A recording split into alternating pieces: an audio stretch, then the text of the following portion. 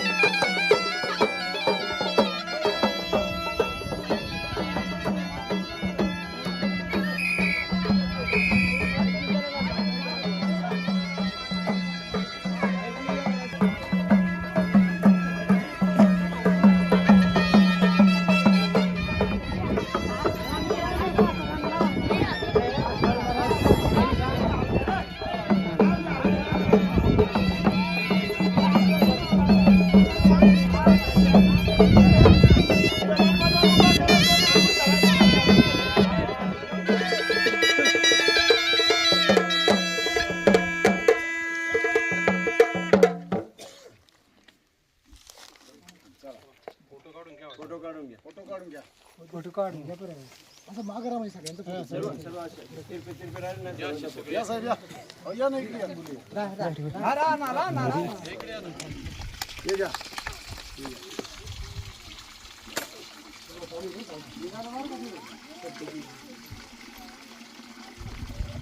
चला जपून पाणी वापरा.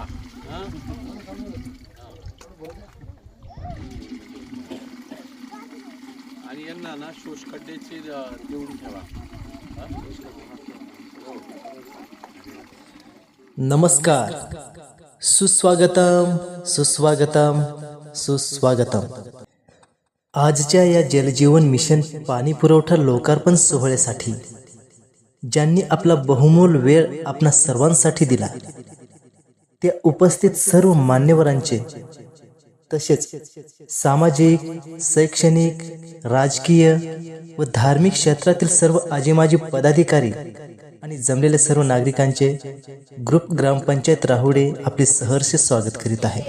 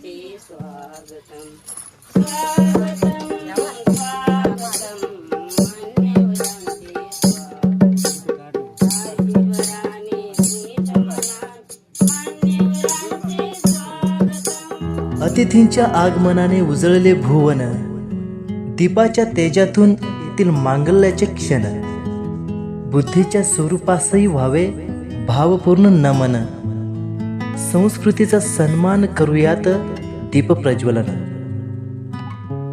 मी मंचावर उपस्थित मान्यवरांना विनंती करेन की त्यांनी दीपप्रज्वलन करून कार्यक्रमास प्रारंभ करावा. तिमिराला भेदून उजळावा असा प्रकाश, सगळीकडे पसरावी नव्या उद्याची नवी आस, परस्परांचे सहकार्य, परस्परांची साथ, तेवत जाते प्रगतीची एक एक नवी वात. ज्योतीने ज्योतीला प्रज्वलित करूया, संस्काराचे नवे बीज मनामनात पेरूया.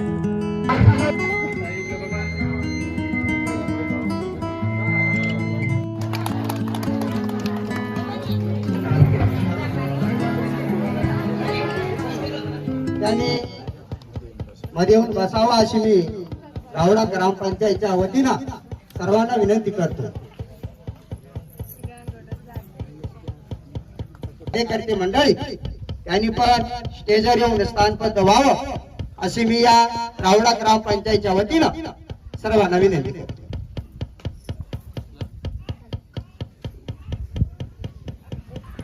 तसेच या कार्यक्रमाचे प्रमुख पाहुणे म्हणून दिंडोरी लोकसभा मतदारसंघाचे माननीय खासदार साहेब श्री भास्कररावजी भगरे साहेब, म्हणजे सर्वांना नाव परिचित असल्यामुळं मी संपूर्ण नाव वाचलेलं आहे, तरी त्यांचा सत्कार आपल्या शिवसेना तालुका प्रमुख मोहनराव गांगुर्डे यांच्या हस्ते करतील आणि त्यांनी करावं अशी मी त्यांना विनंती करतो.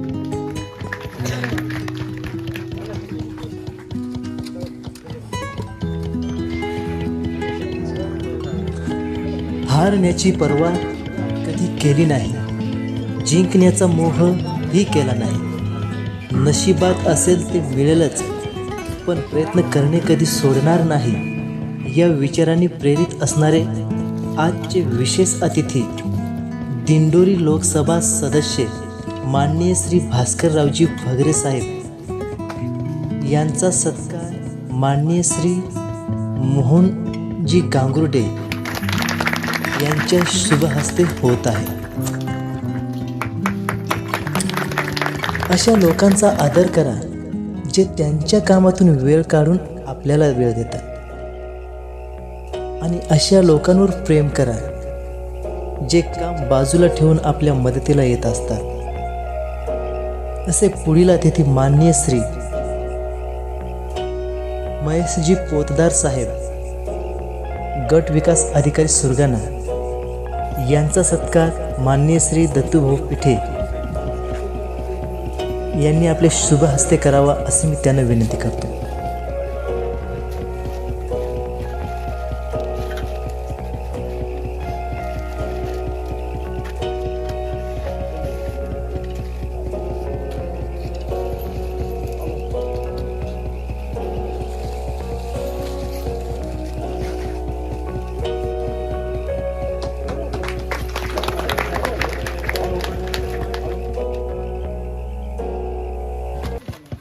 रावडा गावचे पोलीस पाटील मार्तंड आहिरे यांनी करावं अशी त्यांना विनंती करतो.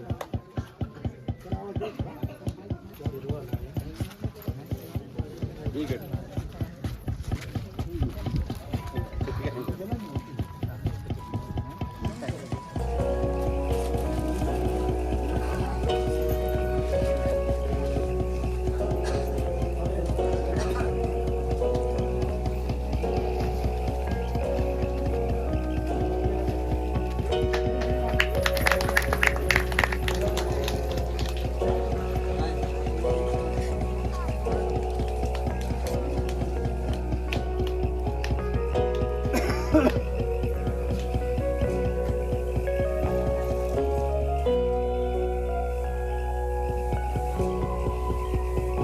गावित साहेब यांचा सत्कार रावडा ग्रामपंचायतीचे माजी सरपंच माननीय पद्माकरजी ठाकरे यांनी करावा अशी त्यांना विनंती करतो.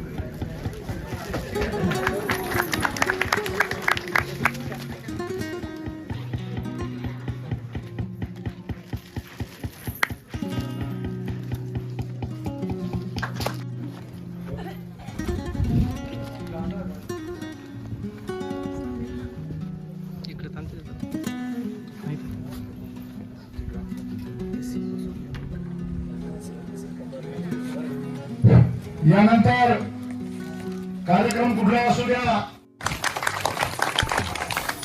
नंतर माजी सरपंच पद्माकरजी ठाकरे यांचा सत्कार अनिल पिठे यांनी करावा अशी त्यांना विनंती करतो.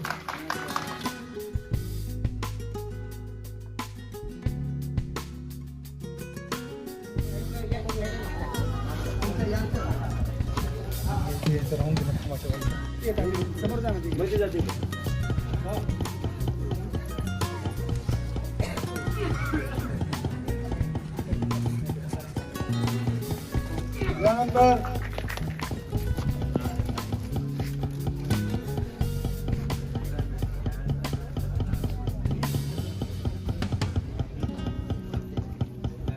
पिठे सन्माननीय दत्तभाऊ यांनी करावा असं त्यांना विनंती करतो.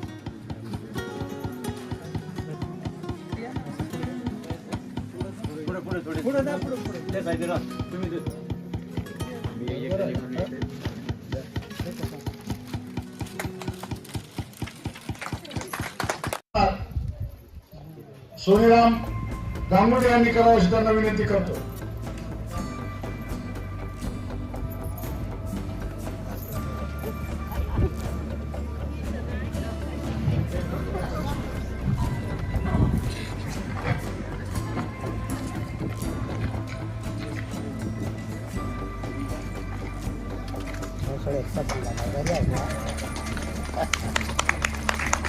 सरपंच सुषमा गांगुर्डे यांचा सत्कार कमल गांगुर्डे यांनी करावा अशी विनंती करतो.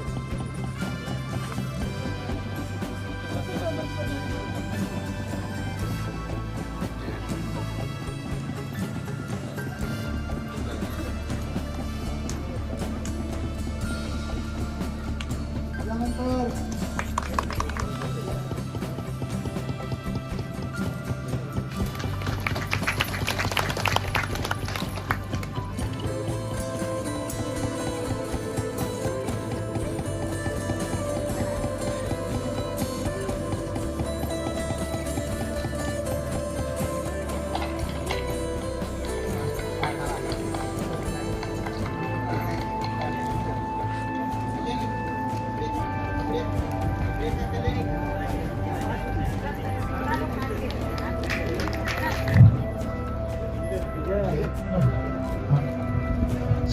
यांनी करावं, सगळ्या ठाकरे यांनी करावं अशी त्यांना विनंती करतो.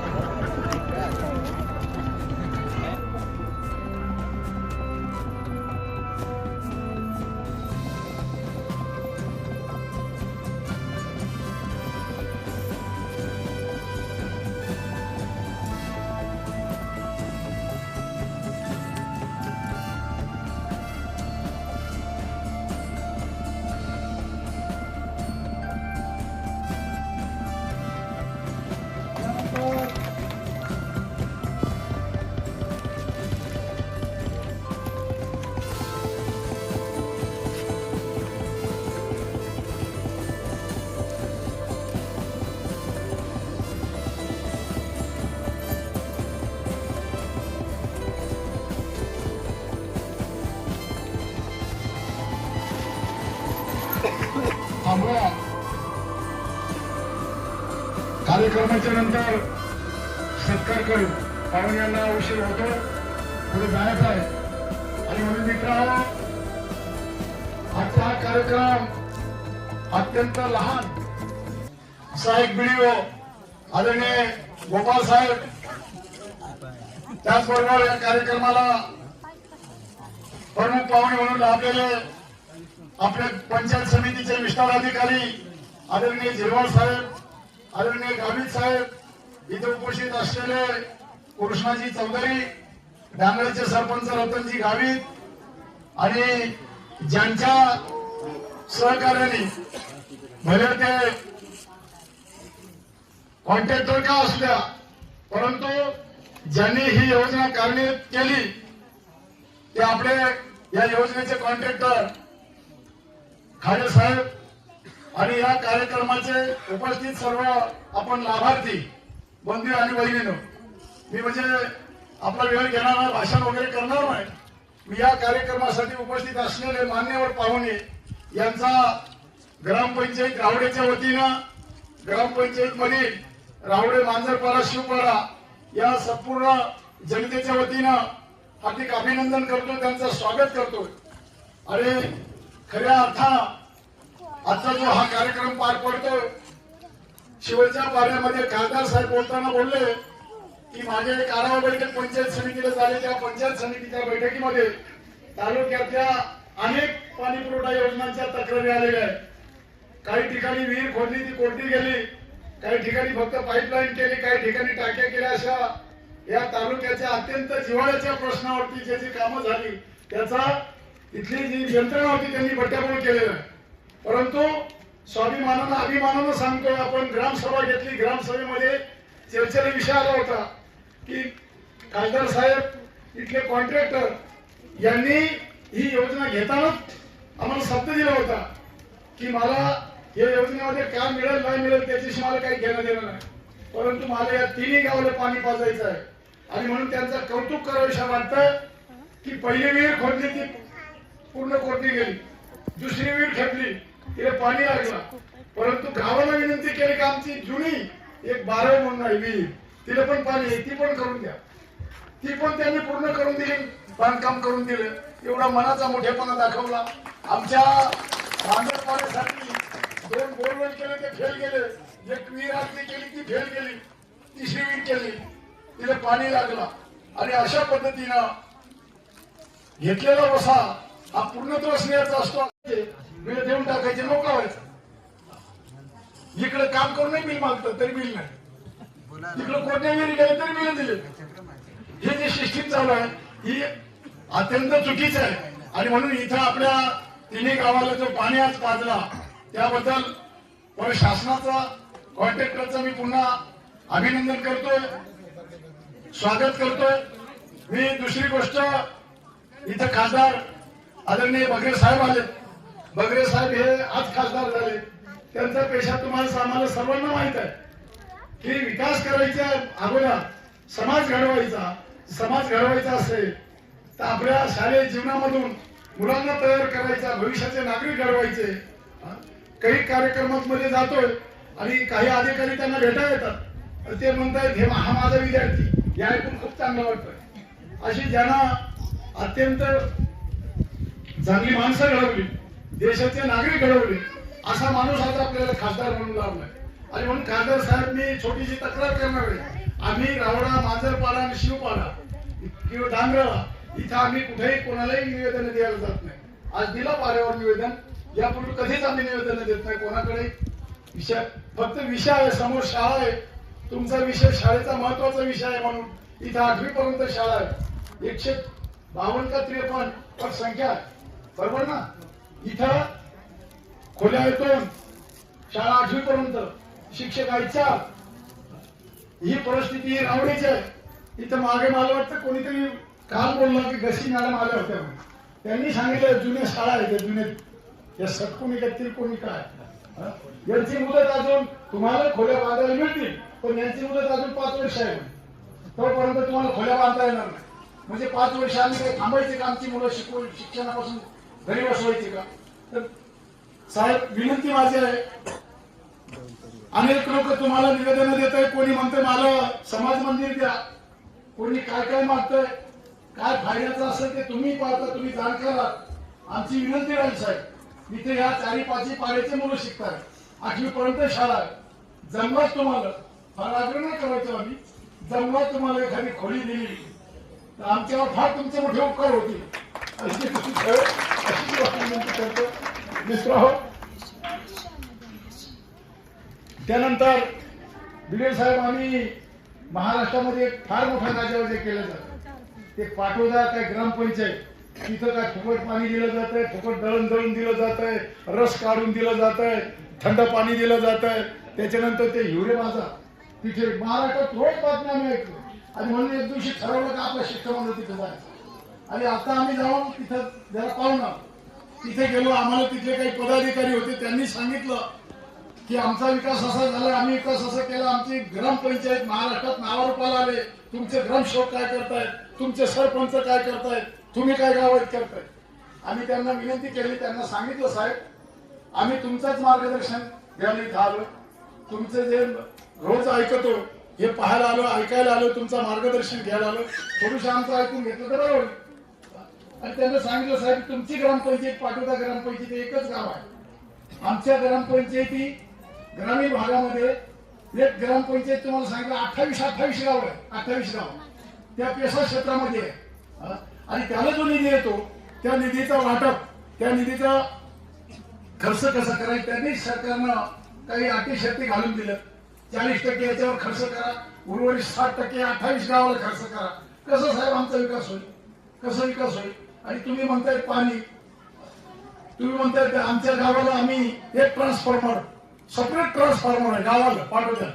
माझ्या गावामध्ये 8 ट्रान्सफॉर्मर आहे, माझ्या ग्रामपंचायतीमध्ये एका ग्रामपंचायत 8 ट्रान्सफॉर्मर सामुदायिक आहे खासदार साहेब, आणि 17-18 वैयक्तिक आहे.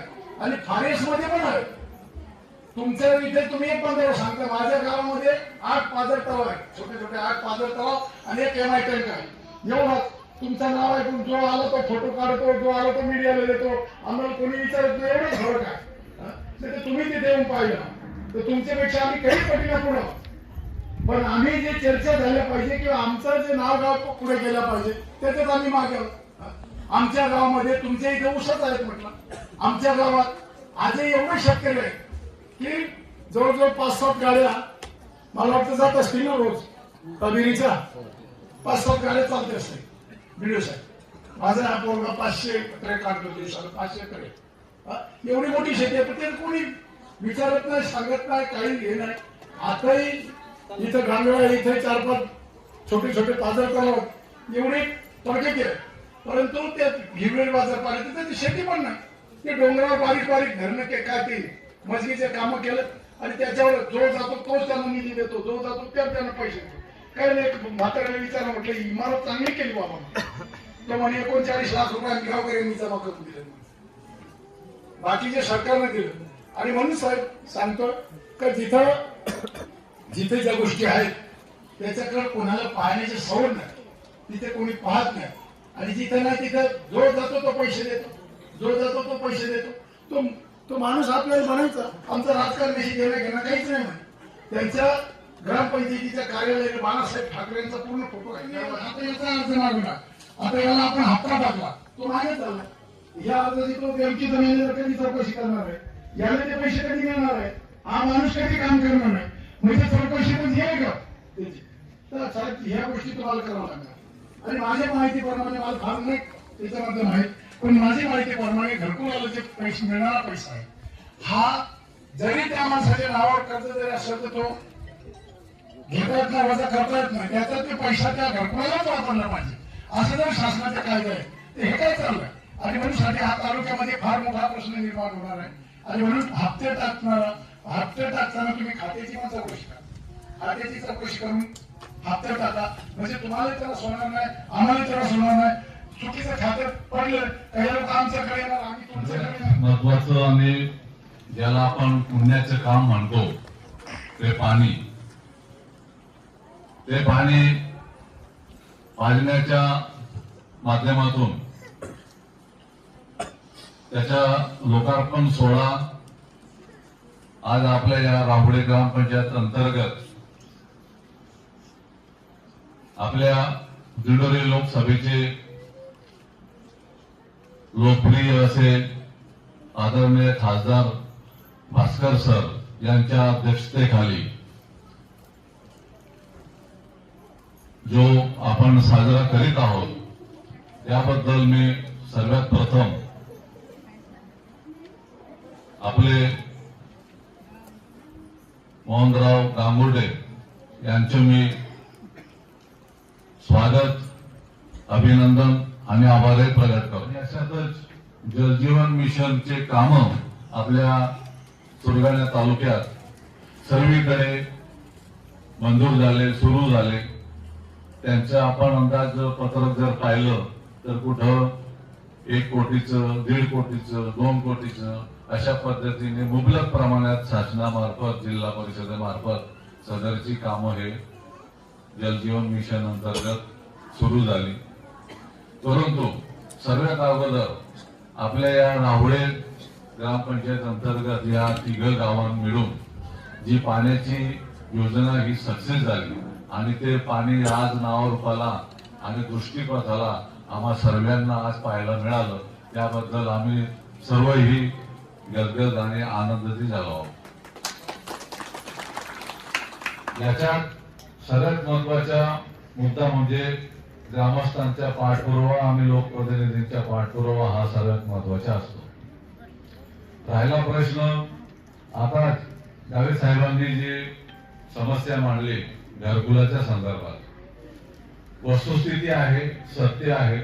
ज्या वेळेला एखादं घरकुल मंजूर होतं त्यावेळेला मंजूर झाल्यानंतर त्या लाभार्थ्याचं खातं जे आहे ते मग आपलं साधं खातं आहे का जनधनचं खातं आहे,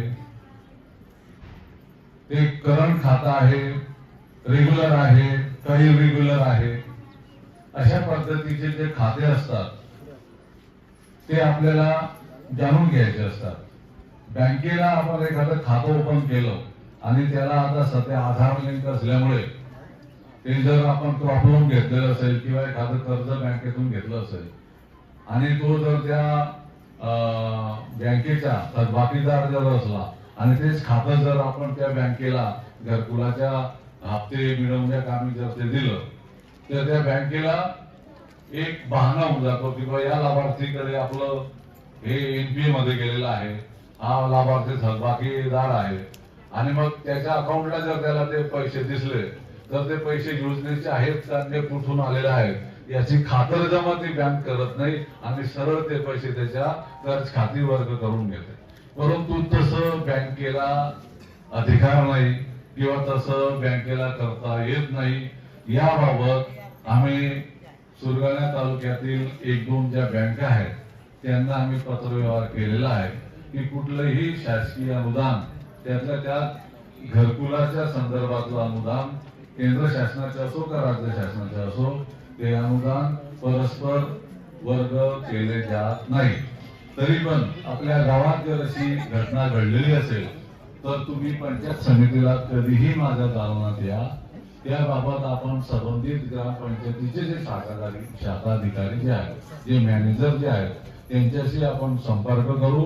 त्यांना बायनेम तुमच्या नावाने ज्यांचे पैसे वर्ग झाले असतील त्या लाभार्थ्यांच्या नाव टाकून आपण बायनेम ते पत्र संबंधित त्या बँकेच्या मॅनेजरला आपण देऊ आणि ते पैसे पुन्हा वर्ग कसे होतील याच्या बाबतीत आपण पाठपुरावा करू. आणि तिचा लोकार्पण सोहळा, या सोहळ्याच्या कार्यक्रमाच्या निमित्ताने उपस्थित आपल्या रावड्याच्या सरपंच, त्यांचे सरपंच, उपसरपंच, सर्व सन्माननीय सदस्य, तालुका पंचायत समितीचे गट विकास अधिकारी पोतदार साहेब, सहाय्यक गट विकास अधिकारी गोपाळ साहेब, विस्तार अधिकारी झिरवा साहेब, गावित साहेब, ज्यांच्यामुळे या परिसराची ओळख आहे अशा आपले सगळ्यांचे नेते आदरणीय मोहनभाऊ गांगुर्डे, या योजनेचे कॉन्ट्रॅक्टर मनोजजी खाडे, डांगराळाचे सरपंच काबीद, हरण टेकडीची काही मंडळी आलेली आहेत, त्यांनी पण निवेदन दिलं. ती सर्व किंवा पंचक्रोशीतील गावातील सर्वच वडीलधारी मंडळी, बंधू भगिनी, वेळ खूप झालाय आणि आज आमच्याकडे एवढी लग्न आहे, म्हणजे मला जवळजवळ 15 ते 20 पत्रिका आल्या होत्या. मी भाऊंना म्हटलं की सकाळीच 9 वाजता कार्यक्रम करू. भाऊंनी सांगितलं 10 वाजता. मी म्हटलं 9ला. परत निघताना मी 8 वाजता फोन केला. तर थोडस उशिरा भागामध्ये ही योजना पूर्ण होते आणि मला आनंद याचा आहे की जे काम करताना कॉन्ट्रॅक्टरांनी पहिली विहीर फेल गेली म्हणून दुसरी विहीर खोदली, तिला मला वाटतं पाणी लागलं, परंतु नुसतं त्याच्यावर न थांबता की त्यांनी जी ग्रामपंचायतची जुनी विहीर होती ती विहीर सुद्धा खोलीकरण करून बांधून दिली. दुसरं तेवढंच नाही, ते इथं जी पाण्याची टाकी पाठीमागे इथेच जुनी पाण्याची टाकी होती की अनेक वर्षापूर्वी एखाद्या भारत निर्माण योजना असेल किंवा बरोबर ना भाऊ, त्या काळामध्ये झाली होती, परंतु त्या टाकीचा सुद्धा जीर्णोद्धार करण्याचं काम, कारण आपल्याला इथे जी टाकी आहेत ती टाकीची क्षमता फक्त 16,000 लिटरची, परंतु ती एक टाकी आपल्याला झाली, म्हणजे इथे पाण्याचा साठा खूप चांगल्या पद्धतीने झालाय. म्हणजे आहे ती परिस्थितीमध्ये स्वतःच्या नफ्याकडे विचार न करता आपल्याला गावासाठी करायचंय. जसं भाऊनी सांगितलं की मला किती मिळतील त्याच्यापेक्षा गावाला पाणी पाजायचं, म्हणून खाडे साहेबांनी जे काम केलंय त्या कामाबद्दल मी त्यांचं आपल्या सगळ्यांच्या वतीने मनापासून अभिनंदन करतो. फक्त माझं सांगणं आहे की पाणी जपून वापरा आणि जे पाणी आपण वापरतो ते पाणी आपल्या जमिनीमध्ये कसे जिरेल. मग अशी भाऊंनी सांगितलं की पाटोदा, हिवरे बाजार या ठिकाणचं काम, हो आपण सगळे आदिवासी आणि आदिवासी बांधव काम करताना गाजावाजा करत नाही, फक्त त्याला काम करणं हे माहीत राहतं.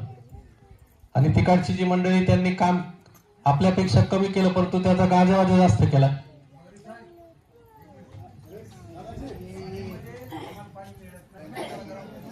तर त्यांनी जे काम केलं त्यापेक्षा आपण नक्कीच चांगलं काम केलंय. ठीक आहे, शेवटी आपल्याला मनाला समाधान मिळते ना भाऊ, किंवा आपल्या गावातील लोकांना आपण करतो त्याची जाणीव आहे, ते आपल्या सगळ्यांच्या दृष्टीने महत्वाचं आहे.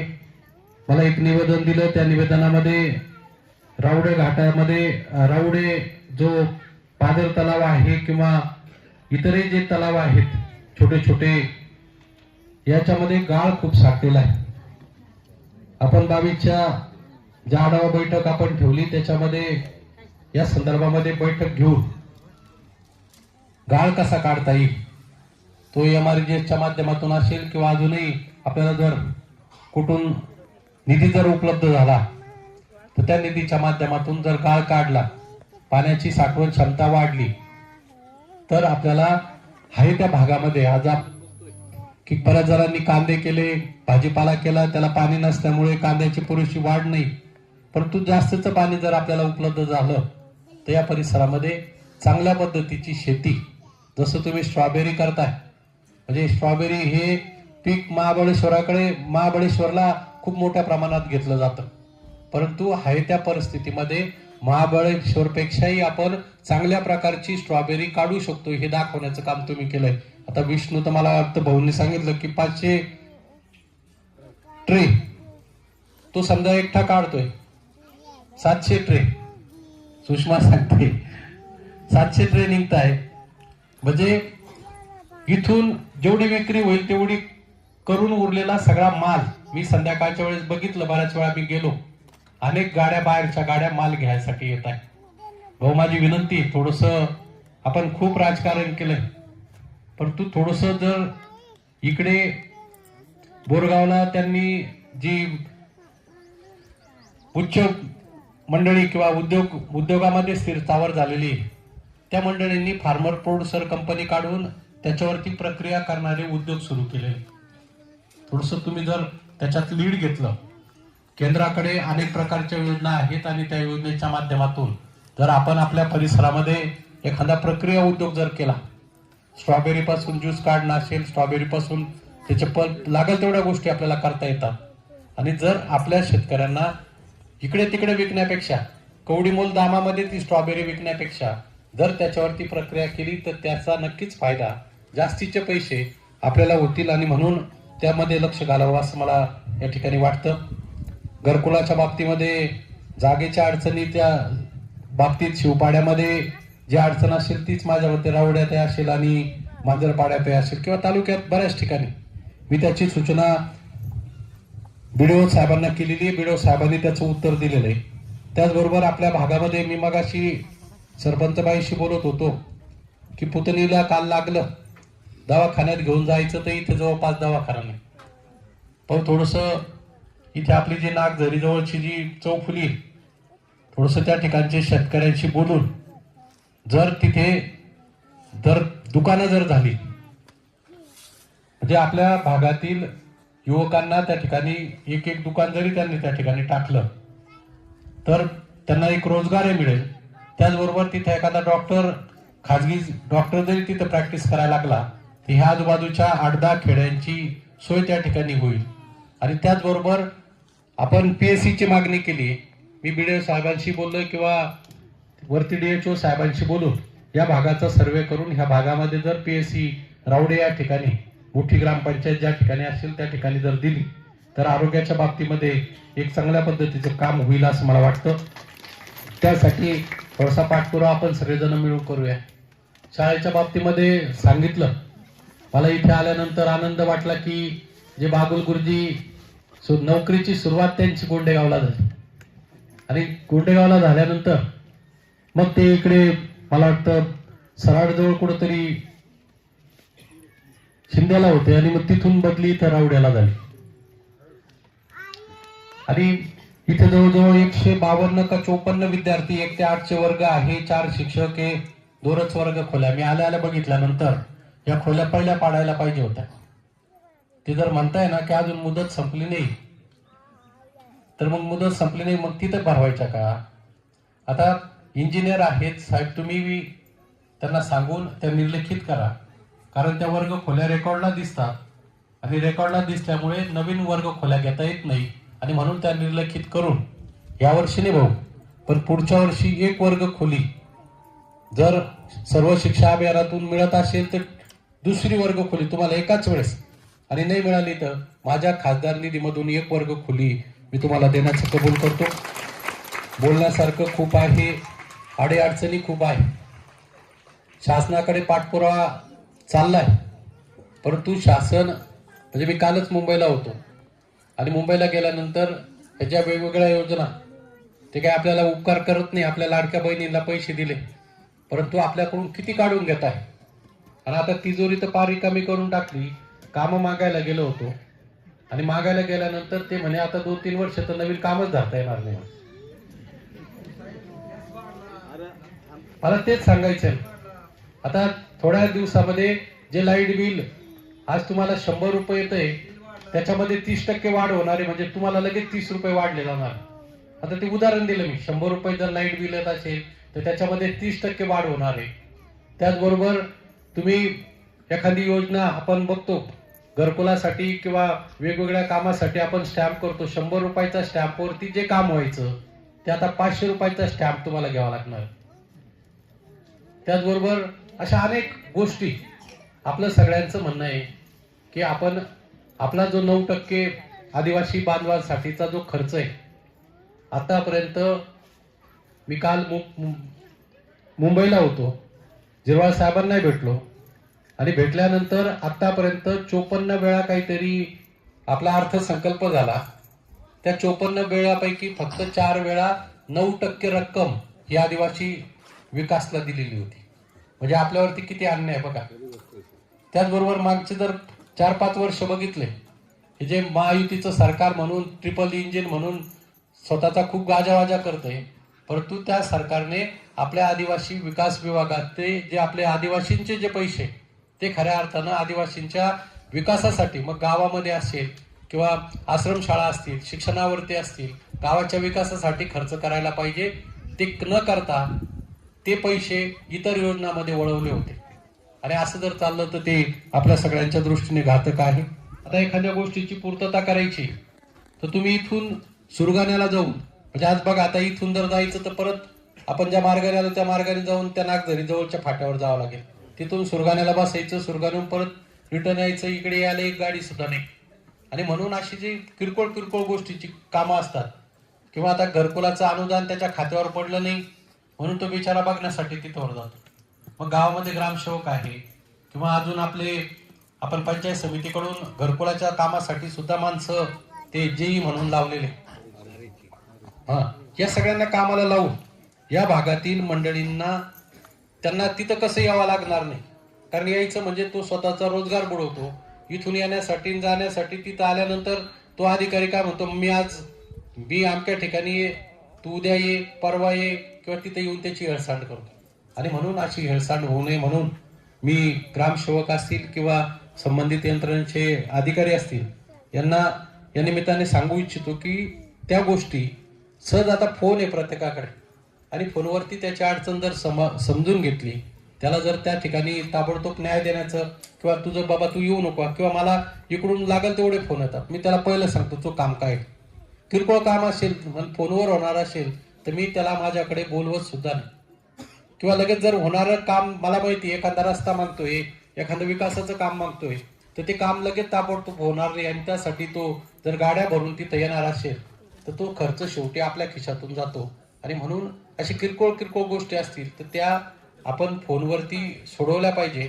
बँकेला सूचना करा की घरकुलाचे पैसे असतील किंवा अनुदानाचे वेगवेगळ्या आमच्या महिला भगिनी असतील त्यांना मिळणारं अनुदान असेल, वयोवृद्ध लोकांना मिळणारं अनुदान असेल, ते बँकेवाले त्या ठिकाणी खूप वेळ लावतात किंवा अडवणूक करतात, किंवा तुझं कर्ज थकलंय म्हणून तुझे हे पैसे आम्ही जमा करून घेतो, हे मुळीच चालणार नाही. थोडंसं मी पाठीमागच्या वेळेस सांगितलं होतं, आताही तुम्ही थोडंसं ते मनावर घ्या आणि आदिवासी भागातील आमच्या बांधवांना कसा न्याय देता येईल या दृष्टीने प्रयत्न करा.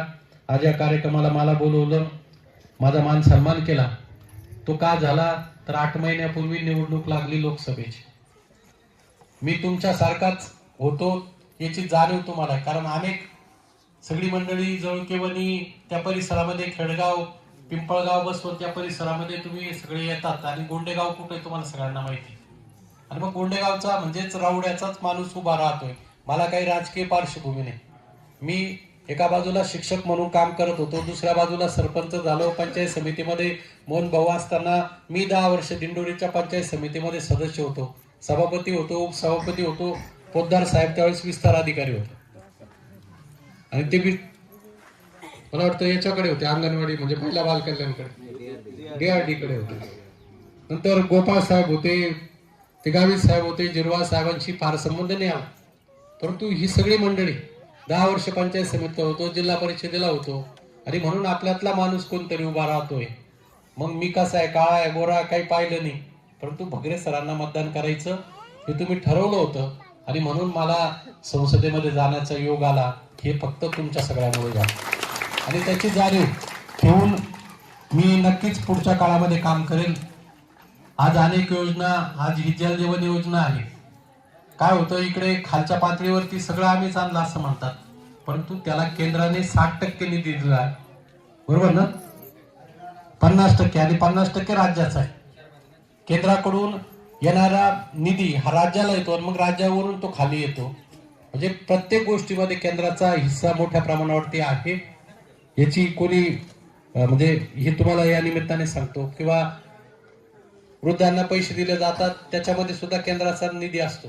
अनेक योजना आहेत किंवा आपण अंगणवाड्या आहेत, या अंगणवाड्यांना सुद्धा केंद्राकडून पैसा येतो. आरोग्याच्या बाबतीमध्ये सुद्धा केंद्राकडून पैसा येतो आणि मग राज्य खर्च करतं किंवा जिल्हा परिषद पंचायत समिती त्या ठिकाणी त्याची अंमलबजावणी करण्याचं काम करतं. आपल्याला काय वाटतं की केंद्रातून काय आलं, केंद्रातून काय आलं, परंतु केंद्रातून पैसे राज्याला येतात आणि मग राज्याचे पैसे जिल्ह्याला आणि खाली पंचायत समिती किंवा ग्रामपंचायतीला येतात. जे जे करता येईल ते तालुक्याच्या किंवा आपल्या मतदारसंघाच्या विकासासाठी नक्कीच करण्याचा प्रयत्न माझा राहील. मला या ठिकाणी बोलवलं, माझा मान सन्मान केला, तुमकेने या ठिकाणी उपस्थित राहिला, त्याबद्दल सगळ्यांचं मनापासून आभार मानतो आणि माझे 2 शब्द संपवतो. जय हिंद, जय महाराष्ट्र. चालू असताना मी सकाळी त्यांना विनंती केली की तुम्ही आलाच पाहिजे, आणि पण त्यांनी त्यांचा वेळ काढून इथं आले, त्यांनी वेळात वेळ दिला, त्याबद्दल त्यांचे आभार मानतो. इथं या योजनेचे कॉन्ट्रॅक्टर खाडे साहेब हे आले, त्यांचे आभार मानतो. या व्यासपीठावर बसलेले सर्व आपले मान्यवर, त्यांनी आपला बहुमान वेळ काढून इथं उपस्थिती लावली, त्यांचे आभार मानतो. आणि खासदार साहेबांनी सांगितलं का पुढच्या वेळेसही तुम्ही मला निवडून दिलं. खासदार साहेब तुम्हाला सांगतो, इथं 4 गाव जवळजवळ 1600-1700 मत आहे, चुकून 6 मतं बाजूला गेले होते, 6 मतं बाजूला गेले होते इथं. आणि म्हणून या लोकांचा तुमच्यावर फार मोठा भरोसा आहे सर्व, आणि तुम्ही पण सर्व इथं उपस्थित राहिल्या कार्यक्रमाला तुमचाही आभार मानतो.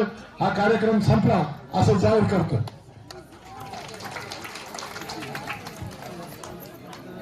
पाणी पुरेल असं नाही, तिथं दुसरा पाण्याचा स्रोत म्हणजे भरपूर खडकाळ भाग आहे ना, तिथे मोठ्या ठिकाणी पाण्याचं हेच नाही. मांजरपाडा प्रकल्प शेजारी आहे आणि त्या ठिकाणी करून डिवायसिटी वगैरे टाकली, पण म्हणे होईल होईल होईल, आता 2 वर्ष होऊन गेले. अरे पण त्याच वेळेस सर्वे केला होता काही जर पाणी लागणार नाही, त्याच वेळेस तर मांजरपाडा धरणाजवळ घेतले असते तर विषय संपून गेला असता ना. आणि साहेब भुजल किती अंतर आहे साधारण 2-3 किलोमीटर 5 किंवा 7 किलोमीटर तरी आहे.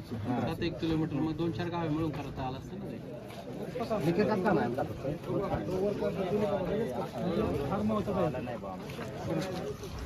आपल्याला पाणी, शाळा आणि आरोग्य, पाणी झालं तर पिण्याची सोय.